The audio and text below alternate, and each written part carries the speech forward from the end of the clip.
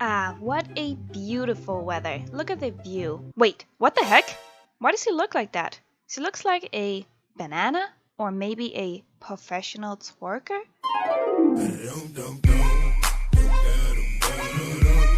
Hey, what is up YouTube and welcome back to my channel. So today we are going to talk about anterior pelvic tilt. It is one of the most common posture issues that us women has, and also for men for that sake. But in this video we are going to go over what anterior pelvic tilt is, what it is caused by, and how to fix it. And before we get into this video, don't forget to give it a thumbs up. And also, ladies, if you don't know what to do in the gym or how your nutrition should look like, you should check out my programs down below, and also feel free to ask any questions in the comment section about them. So let's get into what anterior pelvic tilt is, or as it is also called APT. So APT is when you have an increased curvature in your lower back spine and upper back. As mentioned, it is one of the most common postural imbalances. Some might even feel pain in the lower back, like some are more severe than others, and some with APT could be great athletes and have a functional life without being bothered by the fact that they have anterior pelvic tilt. So anterior pelvic tilt can be caused by many things, but to get out of the way, genetics do play a role in having APT, but it is caused by shortening of your hip flexors and lengthening of your hip extensors. For those who are not familiar with hip flexors and hip extensors and where they are located at, let me show you. Hip flexors are basically built by the muscles that attach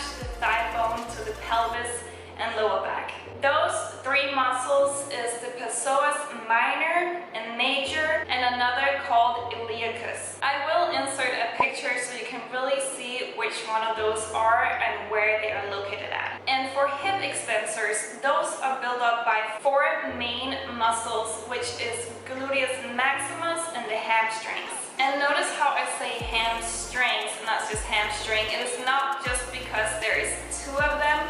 We do have two legs, but it's also because the hamstring is built up by three other muscles.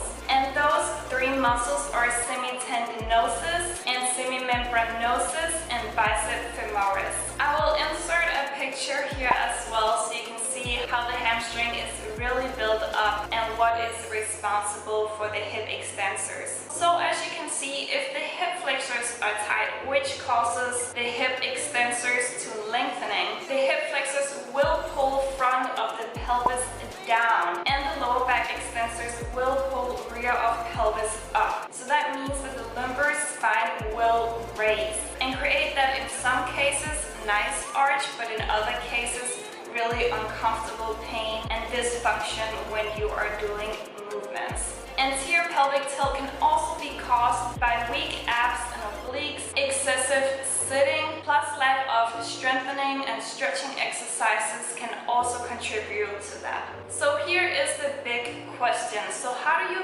fix the APT? How do you better your anterior pelvic tilt? So there is many effective ways to fix your APT and make your posture better. You can do a lot of mobility drills and ab exercises, but it also lies in your day-to-day routine. For example, when you do deadlifts or squatting, here is where you are probably making some of your biggest mistakes. So for example, when you are deadlifting, make sure to keep your head down and tuck in your rib cage to create a neutral spine. Many forget to tuck in the rib cage, which is going to make that straight spine and take off the load of your lower back. And the same goes for your squat.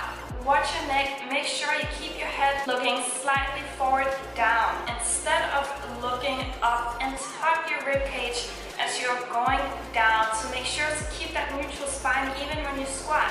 Because many still have the anterior pelvic tilt even when they get to the isometric stand on their squat, or even as they are going up on the concentric movement on the squat, they are still having the pelvic tilt.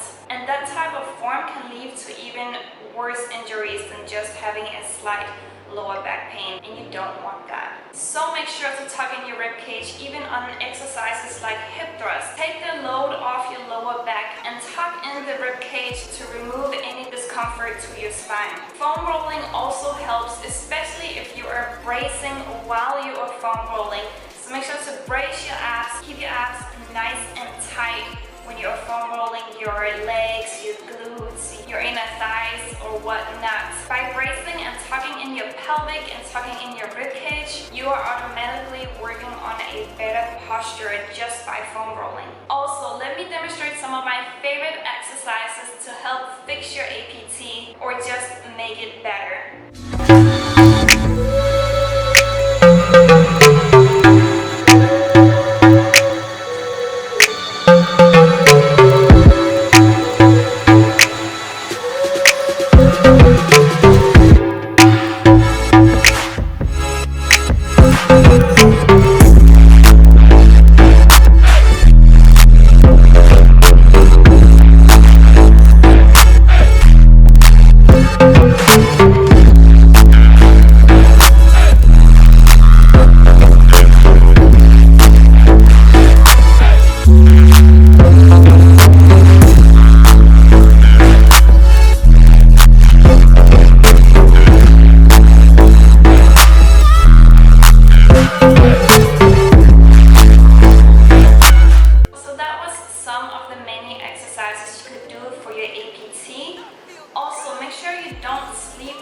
Stomach because that can worsen it since you are laying with a arched back throughout the whole night. So not only you have to watch your posture while sitting, but you also have to watch it when you are sleeping. I really hope that this video was helpful. Let me know if you have any more questions.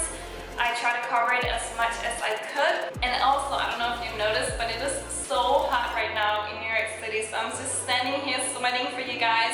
So I really hope you enjoyed this video. Make sure to give it a thumbs up if you did. Also ladies, don't forget to check out my workout programs down in the description. I have a bunch down there that will help you build a curvy but symmetrical and functional body. It also helps get a better understanding about nutrition and whatnot. So let me know if you have any more questions about those. Feel free to comment below and I'll get back to you. But yeah, if you want to watch more videos like this, don't forget to hit that subscribe button down below. And I'll see you guys in my next